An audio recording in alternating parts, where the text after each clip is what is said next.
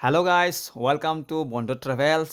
Guys মইনো ক'ত যাই আছোঁ, কি কৰিম, ক'ত যাম, আহক ভিডিঅ'টো শেষলৈ চাই থাকিব একেবাৰে স্কিপ নকৰাকৈ।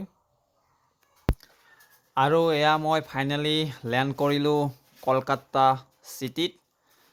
তো আহক আজি মই আপোনালোকক কলকাতাখন দেখুৱাবলৈ চেষ্টা কৰিম। আৰু গাইজ এয়া হ'ল কলকাতাৰ ভিতৰৰ চৰা দৃশ্য। আৰু ইয়াৰ যি প্ৰতিমূৰ্তিবোৰ দেখিছে এইবোৰ একচুৱেলি এয়াৰপৰ্টৰ ভিতৰত সজোৱাই থোৱা আছে। তো খুব এটা ভাল লগা পৰিৱেশ। আৰু এয়া মই গোটেইবোৰ প্ৰতিমূৰ্তি দেখুৱাব চেষ্টা কৰিছোঁ আপোনালোকক। তো খুব এটা ভাল লগা পৰিৱেশ। তো আহক আৰু আগলৈ বহুত প্ৰতিমূৰ্তি আছে এনেকুৱা, আমি গোটেইবোৰ দেখুৱাওঁ এফালৰ পৰা। আৰু মই যিমান পাৰোঁ খুব কম সময়ত দেখুৱাব চেষ্টা কৰিছোঁ আটাইবোৰ। আৰু এয়া মই এয়াৰপৰ্টৰ ভিতৰৰ পৰা, আৰু এয়া চাওক হাওৰা ব্ৰিজ।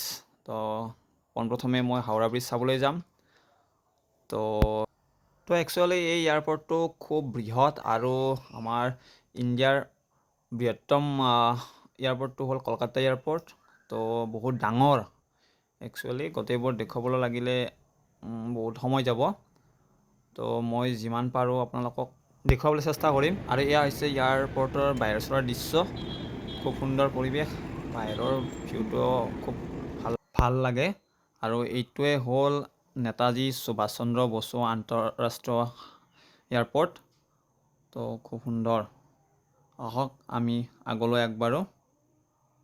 আৰু এয়া গাইজ কলকাতাৰ মনোমোহা দৃশ্য এয়াৰপৰ্টৰ, সুন্দৰ পৰিৱেশ।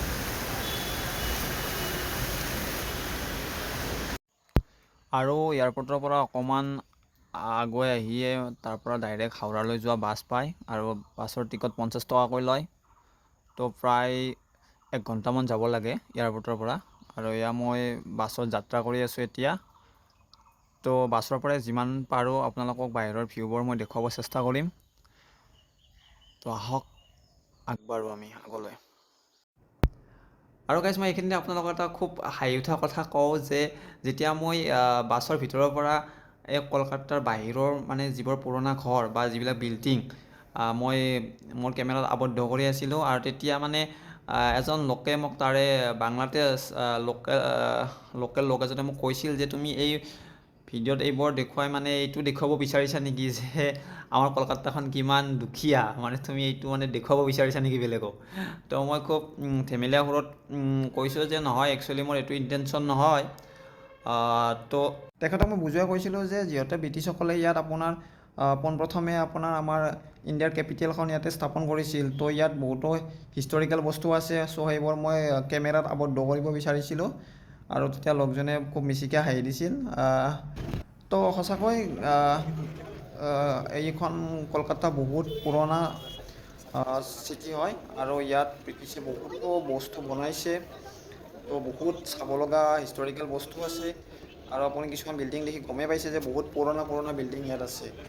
তো আহকচোন আগলৈ। আৰু এনেদৰে গুগলত মাৰিলে আপোনালোকক দেখুৱাই দিব ফাৰ্ষ্ট কেপিটেল বুলি। আৰু এই এৰিয়াটো হৈছে কলকাতাৰ বৃহৎ কিতাপৰ বজাৰৰ এলেকা। আৰু ইয়াৰ পৰা বিভিন্ন পাব্লিশ্যানৰ কিতাপবোৰ সমগ্ৰ দেশলৈ যায়। তো বিভিন্ন পাব্লিশ্যানৰ কিতাপ ইয়াত পোৱা যায়।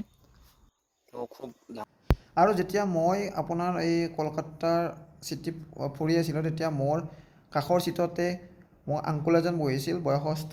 আৰু তেখেতে কলকাতা চিটিখনৰ বিষয়ে মোক খুব কম সময়ৰ ভিতৰত বুজাই কৈছে যে কিমানখিনি বস্তু তাত চাব লগা আছে বা কিমান দিন থাকিব লাগে কলকাতাখন গোটেই চাবলৈ হ'লে। তো মোক ধুনীয়াকৈ এটা এটা বস্তু তেখেতে বুজাই দিছিল। আৰু সঁচাকৈ কলকাতাখন বহুত বৃহৎ চিটি হয়। এইখন আপুনি এদিনত ঘূৰি শেষ কৰিব নোৱাৰে, কমেও প্ৰায় এমাহ সময় লাগিব। আৰু ফাইনেলি পাই গ'লোঁ আমি কলকাতাৰ হাওৰা ব্ৰিজ। আৰু যিখন হাওৰা ব্ৰিজ আপোনাৰ হুগলী নদীৰ ওপৰত অৱস্থিত। আৰু সঁচাকৈ খুব আশ্চৰ্যজনক ব্ৰিজ। এইখন ভাৰতৰ প্ৰথম বৃহত্তম ষ্টীল ব্ৰিজ, যিখন ব্ৰিজ চাবলৈ মানুহ দূৰ দূৰণিৰ পৰা আহে। ময়ো আহিছোঁ চাবলৈ।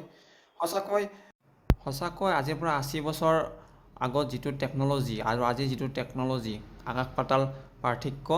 আৰু এইখনৰ কনষ্ট্ৰাকশ্যন আৰম্ভ হৈছিল 1934 চনত আৰু সমাপ্ত হৈছিল 1942 চনত। আৰু ইয়াৰ শুভৰ আৰম্ভণি হৈছিল, মুকলি কৰা হৈছিল 1943 চনৰ 3 ফেব্ৰুৱাৰী তাৰিখে, প্ৰায় আজিৰ পৰা 80 বছৰ আগত।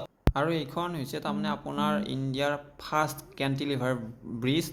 ইয়াত কোনো ধৰণৰ খুঁটা নাই, চক ওলমি আছে। এইখিনিতে আপোনালোকক এটা কুৱেশ্যন জনাই থওঁ যে হাওৰা ব্ৰিজৰ অন্য এটা নাম হ'ল ৰবীন্দ্ৰ সেতু, যিটো আপোনালোকৰ কম্পিটিটিভ এক্সামত আহিব পৰা সম্ভাৱনা আছে। আৰু এনেকুৱা ধৰণৰ সৰু সৰু কুৱেশ্যন এড কৰাৰ কাৰণ হ'ল মোৰ যিসকল ভিউৱাৰ্ছ আছে তেওঁলোকে মোক কৈছে যে যাতে আমি ভিডিঅ'টো চালে তাৰ পৰা কিবা নহয় কিবা অকণমান শিকিব পাৰোঁ।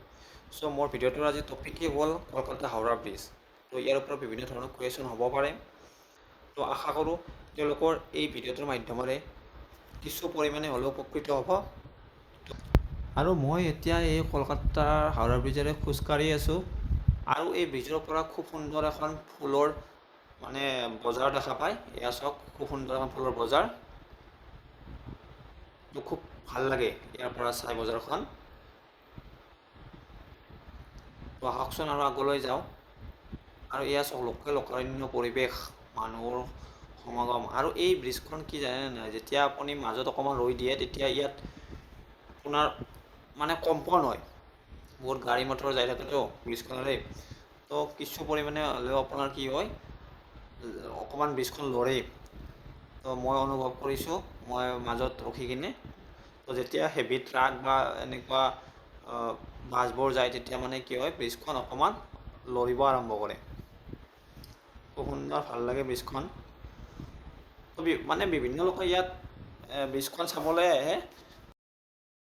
আৰু এয়া ময়ো মাদাৰ আৰু ফাদাৰৰ লগত একেলগে তিনিও মিলি ব্ৰিজখন চাবলৈ গৈছিলোঁ। কিন্তু ফাদাৰ এতিয়া আমাৰ মাজত নাই। তেখেতৰ স্মৃতি এই ভিডিঅ'টোৰ মাধ্যমেৰে মই সাঁচি ৰাখিব বিচাৰিছোঁ। তো গাইজ, ভিডিঅ'টো যদি চাই ভাল লাগিছে লাইক, শ্বেয়াৰ এণ্ড কমেণ্ট কৰিব। আৰু বন্ধু ট্ৰেভেল চেনেলটো ছাবস্ক্ৰাইব কৰিব একেবাৰে নকৰিব। আৰু এনেকুৱা মই ইনফৰ্মেটিভ ভিডিঅ' আগলৈ দি থাকিবলৈ চেষ্টা কৰিম। ধন্যবাদ। জয় আই অসম।